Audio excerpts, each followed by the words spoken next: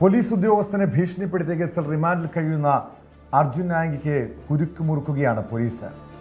ആയങ്കിയെ കസ്റ്റഡിയിൽ വാങ്ങാൻ ഉള്ള നീക്കങ്ങൾ ആരംഭിച്ചിട്ടുണ്ട്. കസ്റ്റഡി അപേക്ഷ കണ്ണൂർ സൈബർ പോലീസ് കൂത്തുപറമ്പ് കോടതിയിൽ സമർപ്പിക്കും. അർജുൻ ഉപയോഗിച്ചിരുന്ന മൊബൈൽ ഫോൺ, ക്രിമിനൽ സംഘങ്ങളുമായുള്ള ബന്ധം, സാമ്പത്തിക സ്രോതസ് തുടങ്ങിയവ ഉൾപ്പെടെ കണ്ടെത്താനാണ് നടപടി. ഇതിനിടയിൽ ഇയാൾക്കെതിരെ കാപ്പ ചുമത്താനുള്ള നടപടികളും പോലീസ് തുടങ്ങിയിട്ടുണ്ട്. കണ്ണൂർ അഴീക്കോട് കപ്പക്കടവിലെ അർജുന്റെ വീട്ടിൽ പോലീസ് പരിശോധന നടത്തി. വിവരങ്ങളുമായി KV ബൈജു ചേരുന്നുണ്ട്. ബൈജു, ഇതിപ്പോൾ വലിയ വെല്ലുവിളികൾ പോലീസ് നേരെ നടത്തിയ അർജുൻ ആയങ്കിക്ക് പക്ഷേ എല്ലാ രീതിയിലുള്ള കുരുക്കും മുറുക്കിയാണ് പോലീസ് മുന്നോട്ട് നീങ്ങുന്നത്. ഇപ്പോൾ കസ്റ്റഡി വാങ്ങാനുള്ള നീക്കമുണ്ട്. ആരൊക്കെയാണ് ഇയാളെ സഹായിച്ചത്, മറ്റെന്തൊക്കെ നീക്കങ്ങളാണ് പോലീസിന്റെ ഭാഗത്തുനിന്നുണ്ടാകുന്നത്, എന്തൊക്കെ കാര്യങ്ങളാണ് ഈ കേസുമായി ബന്ധപ്പെട്ടത്? കാരണം സൈബർ കേസ് ഉൾപ്പെടെ ഉണ്ട്, പോലീസ് ഉദ്യോഗസ്ഥനെ ഭീഷണിപ്പെടുത്തിയ അടക്കമുള്ള നിരവധി കേസുകളുണ്ട്. എന്തൊക്കെ കാര്യങ്ങൾ കണ്ടെത്താനാണ് പോലീസിന്റെ നീക്കം? ഇയാളെ സഹായിച്ചത് ആരാണെന്ന് സംബന്ധിച്ചുള്ള കാര്യങ്ങളടക്കം വ്യക്തത വന്നിട്ടുണ്ടോ?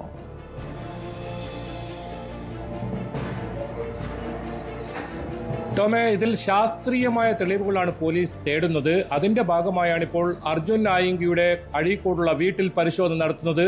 പ്രധാനമായും ഈ മൊബൈൽ ഫോൺ ആണ് ഇപ്പോൾ കണ്ടെത്തേണ്ടത്. മൊബൈൽ ഫോണിലൂടെയാണ് രമേശ് ചെന്നിത്തലയുടെ ഇത്തരത്തിൽ ഭീഷണിപ്പെടുത്തിയ ആ ഒരു പോസ്റ്റ്, അത്തരം കാര്യങ്ങൾ ചെയ്തത്. അതോടൊപ്പം ഈ ഫോൺ ലഭിച്ചാൽ അതിൽ എന്തൊക്കെ കാര്യങ്ങളുണ്ട്, ഇയാളുടെ ഈ ഒരു ഇടപാടുകൾ, ബന്ധങ്ങൾ, അതൊക്കെ കണ്ടെത്തേണ്ടതുണ്ട്. പക്ഷെ ഇതുവരെ ആ ഫോൺ കണ്ടെത്താനായിട്ടില്ല. അതിനുള്ള പരിശോധന ഇപ്പോൾ നടക്കുന്നുണ്ട്. അതോടൊപ്പമാണ് സബ് ജയിലിൽ റിമാൻഡിൽ കഴിയുന്ന ആയങ്കിയെ ഇപ്പോൾ കസ്റ്റഡിയിൽ എടുക്കാൻ പോലീസ് തീരുമാനിച്ചിട്ടുള്ളത്. അങ്ങനെ കസ്റ്റഡിയിൽ എടുത്ത് വിശദമായി ചോദ്യം ചെയ്യുക, അതായത് ഇയാൾക്ക് ഈ ഒളിവിൽ കഴിയാൻ സഹായിച്ച ഒരുപാട് ആളുകളുണ്ട്. ഇതിലിപ്പോൾ പ്രണവ്, കുട്ടൻ എന്ന് പറയുന്ന 2 പേർ ഇപ്പോൾ പോലീസ് കസ്റ്റഡിയിലായിട്ടുണ്ട്. ഇവരാണ് ഇയാളെ വ്യാഴാഴ്ച ഒരു പകൽ മുഴുവൻ ഇവരുടെ കാറിനകത്ത്, അതായത് സോളാർ ഇൻസ്റ്റലേഷൻ ചെയ്യുന്ന സുഹൃത്തുക്കളാണ് ഈ അർജുൻ ആയങ്കിയുടെ ഇവർ 2 പേരും. ഇവരുടെ കാറിനകത്ത് വ്യാഴാഴ്ച ഒരു ദിവസം മുഴുവൻ അർജുൻ ആയങ്കി കഴിയുന്നു. അതിനുശേഷം തളിപ്പറമ്പിലെ ലോഡ്ജിൽ താമസിക്കുന്നു. അവിടെ കൊണ്ടുവിട്ടതും ഇവരാണ്. അതോടൊപ്പം വിഷ്ണു എന്ന് പറയുന്ന ഈ സമൂഹ മാധ്യമങ്ങളിലൂടെ പോസ്റ്റുകൾ ഇടുന്ന ഒരാളെ ഇനി കണ്ടെത്താനുണ്ട്. അയാളെ ഇതുവരെ കണ്ടെത്തിയിട്ടില്ല. ഇങ്ങനെയെല്ലാം ഈ അന്വേഷണത്തിൽ പോലീസ് ശാസ്ത്രീയമായ അതല്ലെങ്കിൽ കൃത്യമായ സാക്ഷിമൊഴികൾ ഉൾപ്പെടെ തേടുകയാണ്. അതിന്റെ ഭാഗമായുള്ള പരിശോധന. പക്ഷേ നമുക്ക് മനസ്സിലാക്കാൻ സാധിക്കുന്നത് ഏതെങ്കിലും വസ്തുക്കൾ അർജുൻ ആയങ്കിയുടെ ഈ കേസുമായി ബന്ധപ്പെട്ടതോ അതല്ലെങ്കിൽ ഇയാളെ ഏതെങ്കിലും ഇത്തരം ബന്ധങ്ങൾ തെളിയിക്കുന്ന ഒന്നും ഇപ്പോൾ വീട്ടിൽ കണ്ടെത്താൻ സാധിച്ചില്ല. ഇവിടെ അമ്മ മാത്രമാണ് ഈ വീട്ടിലുണ്ടായിരുന്നത്. അമ്മയുടെ മൊഴി രേഖപ്പെടുത്തിയിട്ടുണ്ട് പോലീസ്. എന്തായാലും കസ്റ്റഡിയിൽ വാങ്ങിയതിനു ശേഷം ഇയാളെ വിശദമായി ചോദ്യം ചെയ്യും. ആരൊക്കെയാണ് ഇയാളെ ഈ ഒരു യാത്രയിൽ അല്ലെങ്കിൽ ഇങ്ങനെ സഹായം ചെയ്തത്? അതോടൊപ്പം ഇയാൾക്ക് ഹൈക്കോടതിയിലും ഇനി സുപ്രീം കോടതിയിൽ ഉൾപ്പെടെ മുൻകൂർ ജാമ്യത്തിന് ശ്രമിച്ച ഒരാളാണ്. ഇങ്ങനെ ഈ രീതിയിൽ ഇടപെടാൻ പണം ഇയാൾക്ക് എവിടെ നിന്നാണ് തുടങ്ങിയ കാര്യങ്ങളൊക്കെ പോലീസ് അന്വേഷിക്കുന്നുണ്ട്. ഏതായാലും സംസ്ഥാനത്തിനകത്തും പുറത്തുമായി ഇത്തരത്തിൽ അധോലോക കൊട്ടേഷൻ സംഘങ്ങളുമായി ഇയാൾക്ക് വലിയ ബന്ധമുണ്ട്. കാരണം കഴിഞ്ഞ ദിവസം തന്നെ ഇയാളുടെ അനിയനെ നടക്കാവ് പോലീസ് കരുതൽ തടങ്കിൽ എടുത്തപ്പോൾ അവിടെ ഒരു ഇത്തരത്തിലുള്ള ഒരു കൊട്ടേഷൻ സംഘം ലിസ്റ്റിൽപ്പെട്ട ആളാണ് ഇയാളെ ജാമ്യത്തിലെടുക്കാൻ പോലും വരുന്ന സാഹചര്യം ഉണ്ടായത്. അങ്ങനെ വലിയ തോതിലുള്ള ബന്ധമുണ്ട്. ആ ബന്ധങ്ങളെല്ലാം കണ്ടുപിടിക്കുക, ഇവരെല്ലാം പൂട്ടുക, അത് തന്നെയാണ് കേരള പോലീസ് തീരുമാനിച്ചിട്ടുള്ളത്. അതിന്റെ ഭാഗമായി ആദ്യം കണ്ണൂരിലെ കേസിൽ പരമാവധി ആ തെളിവുകൾ ശേഖരിക്കുക, അത് ശാസ്ത്രീയമായ തെളിവുകൾ ശേഖരിക്കുക. പ്രധാനമായും ഈ മൊബൈൽ ഫോൺ കണ്ടെത്തേണ്ടതുണ്ട്. അങ്ങനെ മൊബൈൽ ഫോൺ കണ്ടെത്തേണ്ട ആവശ്യം ഉന്നയിച്ചാണ് ഇയാളെ കസ്റ്റഡിയിൽ ആവശ്യപ്പെട്ട അപേക്ഷ ഇപ്പോൾ സമർപ്പിക്കാൻ തീരുമാനിച്ചിട്ടുള്ളത്. ഒരു 5 ദിവസത്തെ കസ്റ്റഡിയാണ് ഇപ്പോൾ ആവശ്യപ്പെടുക. അങ്ങനെ 5 ദിവസത്തെ കസ്റ്റഡിയിൽ ലഭിച്ചാൽ ആദ്യം മൊബൈൽ ഫോൺ കണ്ടെത്താനുള്ള ഒരു വിശദമായ ചോദ്യം ചെയ്യലുണ്ടാവും. അതിനുശേഷം ആരൊക്കെയാണ് ഇയാളെ സ്ഥിരമായി സഹായിക്കുക, ഇയാൾക്ക് എന്തെങ്കിലും തരത്തിലുള്ള ബന്ധങ്ങൾ ഈ ക്രിമിനൽ സംഘങ്ങളുമായി ഏതെങ്കിലും തരത്തിലുള്ള ഇത്തരം കുറ്റകൃത്യങ്ങൾ നടത്തിയിട്ടുണ്ടോ, അത്തരം കാര്യങ്ങളെല്ലാം പരിശോധനയുണ്ടാവും. ഇതിനിടയിൽ വളരെ പ്രധാനപ്പെട്ട ഒരു നീക്കം പോലീസ് നടത്തുന്നതാണ്. ഇയാൾക്കെതിരെ കാപ്പ ചുമത്താനുള്ള നടപടിയാണ് ഇപ്പോൾ പോലീസ് നടത്തുന്നത്. ഇയാൾക്ക് 23 കേസുകളാണ് നിലവിലുള്ളത്. പോലീസ് അതിന്റെ കേസ് ഹിസ്റ്ററി ലിസ്റ്റ് ഇപ്പോൾ എടുത്തിട്ടുണ്ട്. അതിപ്പോൾ ജില്ലാ കളക്ടർ കൈമാറിയിട്ടുണ്ട്. കാരണം ജില്ലാ കളക്ടറാണ് ഇത് സംബന്ധിച്ച കാപ്പ ചുമത്ത് സംബന്ധിച്ച നടപടികൾക്ക് നേതൃത്വം നൽകേണ്ടത്. അങ്ങനെ ഇതിന്റെ എല്ലാ കേസ് ഹിസ്റ്ററിയും ഇപ്പോൾ പോലീസ് ശേഖരിച്ചിട്ടുണ്ട്. 23 കേസിൽ 2 വധശ്രമം, ഇത്തരത്തിൽ കവർച്ച, സ്വർണം പൊട്ടിക്കൽ, അങ്ങനെ വീട് കയറി ആക്രമിക്കുക, അങ്ങനെ തുടങ്ങി നിരവധി ഗുരുതരമായ കുറ്റകൃത്യങ്ങൾ ഇയാൾ ഈ കഴിഞ്ഞ നാളുകളിലൊക്കെ ചെയ്തിട്ടുണ്ട്. അതുകൊണ്ട് തന്നെ ഇയാൾക്കെതിരെ കാപ്പ നിലനിൽക്കും. കാപ്പ ചുമത്തി കരുതൽ തടങ്കലിൽ വെക്കുക, അതാണ് ഇപ്പോൾ പോലീസിന്റെ ഏറ്റവും പ്രധാനമായ കാര്യം. ഇനിയിപ്പോൾ കൊച്ചിയിലെ 2 കേസുകളിൽ ഇയാളുടെ അറസ്റ്റ് രേഖപ്പെടുത്താനുണ്ട്. ആ അറസ്റ്റ് രേഖപ്പെടുത്തുന്നത് കണ്ണൂരിലെ നടപടിക്രമങ്ങളെല്ലാം പൂർത്തിയാക്കി ഈ ശാസ്ത്രീയമായ ഈ പരിശോധനകളൊക്കെ പൂർത്തിയാക്കിയതിനു ശേഷമായിരിക്കും. പ്രൊഡക്ഷൻ വാറണ്ട്, അത് എറണാകുളത്താണ് ആ പ്രൊഡക്ഷൻ വാറണ്ട് സമീപിക്കേണ്ടത്. അവിടെ നിന്നും കോടതി മുഖാന്തരം ഇവരുടെ കസ്റ്റഡിയിലേക്ക് വാങ്ങണം. അങ്ങനെ അവിടെ അറസ്റ്റ് രേഖപ്പെടുത്തണം. ആ കേസിൽ 2 പോലീസ് ഉദ്യോഗസ്ഥരെ കുഴിയിൽ വീണു എന്ന് തന്നെ പറയേണ്ടി വരുമല്ലേ? കാരണം ഒരു പോലീസ് ഉദ്യോഗസ്ഥരെ ഭീഷണിപ്പെടുത്തിയ ഒരൊറ്റ കേസിൽ തുടങ്ങിയതാണ്. പിന്നീട് തുടർച്ചയായിട്ടുള്ള വെല്ലുവിളികളും ഭീഷണിയും, ആഭ്യന്തരമന്ത്രിക്ക് നേരെ പോലും വെല്ലുവിളി ഉണ്ടായിരുന്നു. ഇതൊക്കെ ഏറ്റവും ഒടുവിൽ അയാൾക്ക് അയാളുടെ മറ്റു പല കേസുകളിലേക്കും അന്വേഷണം എന്നല്ലേ നമ്മൾ കരുതേണ്ടത്. എന്തായാലും ആ ഒരു ഭീഷണിപ്പെടുത്തൽ കേസിൽ മാത്രം അവസാനിപ്പിക്കുന്നതല്ലല്ലോ പോലീസിന്റെ അന്വേഷണം. കൂടുതൽ കേസ്, അതായത് സ്വർണം പൊട്ടിക്കൽ, മറ്റു പലരുടെയും തട്ടിക്കൊണ്ടുപോയ കേസുകളിലേക്കൊക്കെ അർജുൻ ആയങ്കിയുടെ അറസ്റ്റോടുകൂടി തുമ്പുണ്ടാകുമെന്ന് പോലീസ് ചില പ്രതീക്ഷ പങ്കുവയ്ക്കുന്നുണ്ട്. അങ്ങനെയെങ്കിൽ എത്ര എളുപ്പത്തിൽ അർജുൻ ആയങ്കിക്ക് പുറത്തിറങ്ങാൻ കഴിയില്ലല്ലോ, പ്രത്യേകിച്ചും കാപ്പ കൂടി ചുമത്തുന്ന പശ്ചാത്തലത്തിൽ.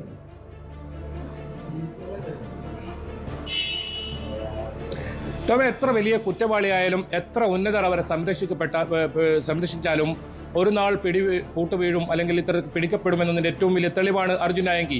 അത്രത്തോളം വലിയ ഭീഷണി മുഴക്കുക, പരിഹസിക്കുക, അങ്ങനെയൊക്കെ ആയിരുന്നു കഴിഞ്ഞ ദിവസങ്ങളിലൊക്കെ. ഇയാളുടെ തന്ത്രം പാളി എന്ന് വേണം പ്രധാനമായും പറയാൻ. ഇയാൾ കണ്ണൂരിലേക്ക് എത്തിയത് തന്നെ പാർട്ടി ഗ്രാമങ്ങളിൽ അഭയം തേടുക എന്ന ഒറ്റ ലക്ഷ്യത്തോടെയാണ്. പക്ഷേ ഇയാളുടെ കണക്കുകൂട്ടലെല്ലാം തെറ്റിച്ച് CPM സംസ്ഥാന നേതൃത്വം MP ഗോവിന്ദനും MP ജയരാജനും പിണറായി വിജയനും ഉൾപ്പെടെ ഇയാളെ തള്ളിപ്പറയുന്ന സാഹചര്യമുണ്ടായി. അതോടുകൂടി പാർട്ടി കേന്ദ്രങ്ങളിൽ ഇയാൾക്ക്, പാർട്ടി ഗ്രാമങ്ങളിൽ അഭയം നൽകുന്നത് അവർ കൈയൊഴിയുന്ന ഒരു സാഹചര്യമായത്. പിന്നീടാണ് ഇയാൾക്ക് തളിപ്പറമ്പിലെ ഒരു ചെറിയൊരു ലോഡ്ജിൽ ഇങ്ങനെ ഒളിച്ച് താമസിക്കേണ്ടി വന്നത്. പിന്നീട് ഇയാൾ അഭിഭാഷകയെ വെള്ളിയാഴ്ച ഉച്ചയ്ക്ക് 2:45 ഇയാൾ എത്തുന്നു. ശനിയാഴ്ച ഇവിടെ എത്തുന്നു. ഞായറാഴ്ച പുലർച്ചെയാണ് ഇയാളെ പിടികൂടുന്നത്. ഈ ലോഡ്ജിൽ നിൽക്കേണ്ട ഒരു സാഹചര്യം ഉണ്ടായത് തന്നെ പാർട്ടി ഗ്രാമങ്ങൾ ഇയാളെ പൂർണ്ണമായും കൈയൊഴിയുന്നു. ഇയാളുടെ കണക്കൂട്ടൽ അവിടെയാണ് പിഴയ്ക്കുന്നത്. അപ്പോഴും ഇയാളുടെ ഫേസ്ബുക്ക് വഴി വീണ്ടും ഇത്തരത്തിലുള്ള ഓരോ പരാമർശങ്ങൾ ഉണ്ടാകുന്നു, ഭീഷണി സന്ദേശങ്ങൾ ഉണ്ടാകുന്നു. അതെല്ലാം ഇങ്ങനെ പാർട്ടി ഗ്രാമങ്ങളിൽ താൻ സുരക്ഷിതനാണ്. കഴിഞ്ഞ പല കേസുകൾ പരിശോധിച്ചാലും ഇയാൾ അത്തരത്തിൽ ഈ ഒരു പാർട്ടി ഗ്രാമങ്ങളിലായിരുന്നു കഴിഞ്ഞിരുന്നത്. പക്ഷെ ഇത്തവണ അതിന് സാധിച്ചിട്ടില്ല. അത് പാർട്ടി നേതൃത്വം ശക്തമായ നിലപാടെടുത്തു. ഇയാളെ പിടികൂടുന്നതിൽ എന്താ പ്രശ്നമെന്നാണ് പിണറായി വിജയൻ ഉൾപ്പെടെ ചോദിക്കുന്ന സാഹചര്യം ഉണ്ടായത്. അത് മാത്രമല്ല MP ജയരാജൻ ഇയാൾക്കെതിരെ രൂക്ഷമായ വിമർശനവുമായി രംഗത്തെത്തുന്ന സാഹചര്യം ഉണ്ടായിരുന്നു. അതിനുശേഷം MP ജയരാജനെതിരെയും ഇയാൾ പോസ്റ്റിടുന്ന, വെല്ലുവിളിക്കുന്ന, ഭീഷണിപ്പെടുത്തുന്ന പോസ്റ്റുകൾ വരുന്ന സാഹചര്യമൊക്കെ ഉണ്ടായിരുന്നു. അത് ഏതായാലും പാർട്ടി പൂർണ്ണമായും കൈയൊഴിഞ്ഞു. നേരത്തെ പാർട്ടിക്ക് വേണ്ടി വലിയ തോതിൽ സമൂഹ മാധ്യമങ്ങൾ വഴി ഇത്തരത്തിൽ ഓരോ പ്രതിരോധ സമയത്തും പ്രതിസന്ധി ഘട്ടങ്ങളിലും ഇത്തരത്തിൽ സൈബർ പോരാളിയായി നിന്നു. പിന്നീട് കൊട്ടേഷൻ സംഘങ്ങളുടെ നേതാവായി, സ്വർണം പൊട്ടിക്കൽ കേസിൽ ഉൾപ്പെടെ വലിയ തോതിൽ ഇത്തരത്തിലുള്ള ക്രിമിനൽ പ്രവർത്തനങ്ങൾക്കൊക്കെ ഇറങ്ങിയ ഒരു കൊടും ക്രിമിനൽ അല്ലെങ്കിൽ കൊടും കുറ്റവാളി എന്ന് തന്നെ അർജുൻ ആയങ്കിയെ പറയേണ്ടി വരും. കാരണം ഇയാൾക്കിപ്പോൾ ഇയാളെ ഭയപ്പെട്ട് പലപ്പോഴും പല കേസുകളും പോലീസ് സ്റ്റേഷനിലെത്താത്ത സാഹചര്യം കൂടി ഉണ്ടെന്നാണ് പോലീസുകാർ തന്നെ നമ്മോട് പറയുന്നത്. അങ്ങനെ 23 കേസുകൾ ഇതെല്ലാം ഭേദിച്ച് ആളുകൾ പരാതിയായി ഇയാൾക്കെതിരെ എത്തുന്ന സാഹചര്യം തന്നെ ഉണ്ടായിട്ടുണ്ട്. ഇതിനൊപ്പം ഇയാളെ ഭയപ്പെട്ട് അല്ലെങ്കിൽ ഭീഷണിപ്പെടുത്തി കേസ് നൽകാത്ത കേസ് ഒരുപാട് സംഭവങ്ങളും ഉണ്ടെന്നാണ് പറയുന്നത്. അതുകൊണ്ട് തന്നെ ഇയാളെ കൃത്യമായി ജയിലിൽ നിന്നും പുറത്തിറങ്ങാൻ കഴിയാത്ത രീതിയിൽ പൂട്ടുക, അതാണിപ്പോൾ കേരള പോലീസ് പ്രധാനമായും ശ്രമിക്കുന്നത്.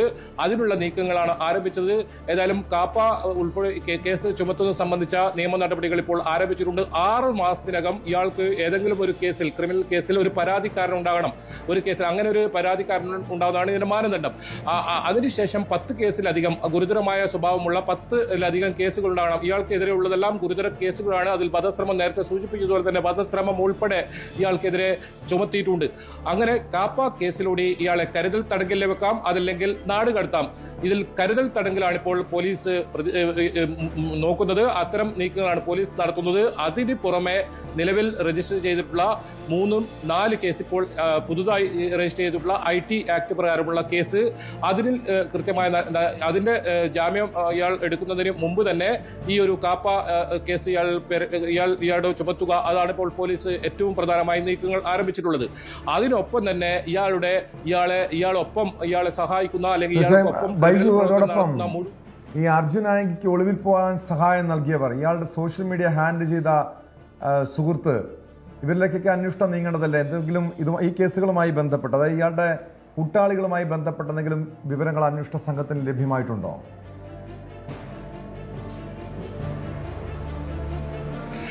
കൃത്യമായി ഇയാൾക്ക് ഇത്തരം സഹായം ചെയ്യുന്ന സാമൂഹ്യ മാധ്യമങ്ങൾ വഴി ഇത്തരത്തിലുള്ള പോസ്റ്റുകൾ ഇടാൻ സഹായിക്കുന്ന, ഈ കഴിഞ്ഞ ദിവസങ്ങളിലൊന്നും ഇയാൾ മൊബൈലോ അല്ലെങ്കിൽ മൊബൈൽ ഫോണോ ഈ സോഷ്യൽ മീഡിയ ഒന്നും ഇയാൾ കൈകാര്യം ചെയ്യാതിരിക്കുമ്പോഴും പോസ്റ്റുകൾ പ്രത്യക്ഷപ്പെടുന്നുണ്ടായിരുന്നു.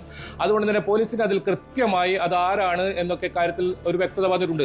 നേരത്തെ സൂചിപ്പിച്ചതുപോലെ തന്നെ ഇയാളുടെ അടുത്ത സുഹൃത്തായ വിഷ്ണുവിനെ ഇനി പിടികൂടാനുണ്ട്. വിഷ്ണുവാണ് ഇതിൽ പ്രധാനമായും പല പോസ്റ്റുകളും ഇത്തരത്തിൽ ചെയ്തത്. രമേശ് ചെന്നിത്തലയ്ക്കെതിരെയുള്ള പോസ്റ്റ് ഇയാളുടെ അർജുൻ ആയങ്കിയുടെ തന്നെ ഫോണിൽ നിന്നാണ് പോസ്റ്റ് ചെയ്തതെന്നാണ് അന്വേഷണ സംഘം കണ്ടെത്തിയിട്ടുള്ളത്. അതോടൊപ്പം നേരത്തെ ഇയാളുടെ അടുത്ത സുഹൃത്തുക്കളായ 8 പേരെ പോലീസ് കരുതൽ തടങ്കലിലെടുത്തിരുന്നു. അവരെ വിശദമായി ചോദ്യം ചെയ്തതിൽ നിന്നാണ് നിർണായകമായ പല തെളിവുകളും പോലീസിന് ലഭിച്ചത്. ഒടുവിൽ അർജുൻ ആയങ്കി പോലീസിന്റെ പിടിയിലാകുന്നതും. അതിൽ 2 പേരെ ഇപ്പോൾ പ്രത്യേക അന്വേഷണ സംഘത്തിന് കൈമാറിയിട്ടുണ്ട്. അത് നേരത്തെ ഞാൻ സൂചിപ്പിച്ചതുപോലെ തന്നെ പ്രണവും കുട്ടനും, അതായത് ബുധനാഴ്ച ഇയാൾ കണ്ണൂരിലേക്ക് എത്തുന്നു, അർജുൻ ആയങ്കി റോഡ് മാർഗം കണ്ണൂരിലെത്തുന്നു. പിന്നീട് വ്യാഴാഴ്ച ഒരു പകൽ മുഴുവൻ പ്രണവിന്റെയും കുട്ടന്റെയും കാറിനകത്ത് ഇവർ ജോലി സ്ഥലത്ത് ഓരോ സ്ഥലത്ത് പോകുമ്പോഴും ഈ വാഹനത്തിന്റെ അകത്ത് അർജുൻ ആയങ്കി ഉണ്ടായിരുന്നു. അങ്ങനെ ഒരു ഒളിവിൽ കഴിയുക, അതായത് നഗരമധ്യത്തിൽ തന്നെ പോലീസിന്റെ മുക്കിന് താഴെ തന്നെ ഇയാൾ ഒളിവിൽ കഴിഞ്ഞു.